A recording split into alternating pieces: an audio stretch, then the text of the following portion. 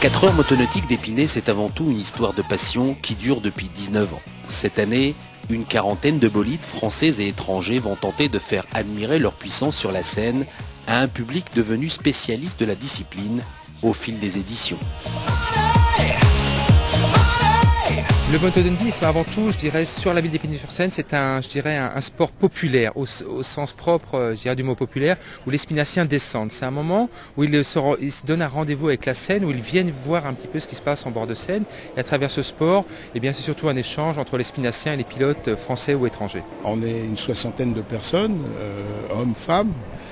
Nous avons la chance d'avoir des gens techniciens et puis des différentes professions qui sont venus se joindre à nous. Donc chacun apporte son expérience professionnelle, personnelle. Courue à Épinay, la Formule 4 est l'unique championnat du monde en 2006 de cette catégorie. Une catégorie ouverte aux catamarans et équipée d'un moteur 850 cm3 développant 160 chevaux. Autant dire que le pilotage à plus de 180 km/h n'autorise que très peu les écarts de conduite.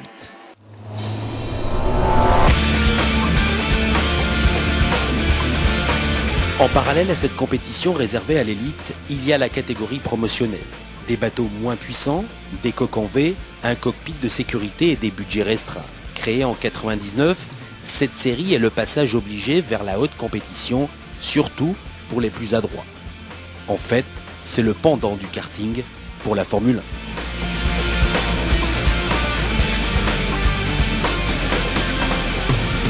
Et ces bateaux qui sont très instables, donc très durs à piloter, donc ça affûte les qualités de pilotage du pilote. Tout ça sans se faire trop de mal, aussi bien physiquement que financièrement. Parce qu'un catamaran qui fait un flip, c'est 10, 15, 20 000 euros de frais dessus.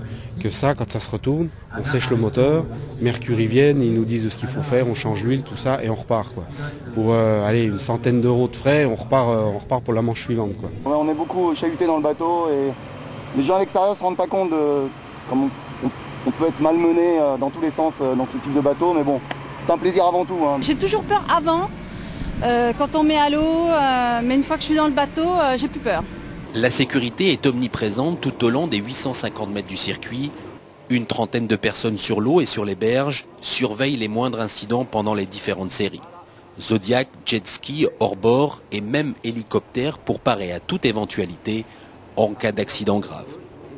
Nous avons un bateau remorqueur, un bateau de sécurité à chaque bouée de virage, c'est-à-dire de part et d'autre, un bateau de sécurité, un bateau de remorqueur au milieu du plan d'eau, un bateau médicalisé avec à l'intérieur un docteur réanimateur et une infirmière et un plongeur. Plus doublé de 2 jet skis avec chacun un plongeur derrière pour intervenir très rapidement s'il y a accident.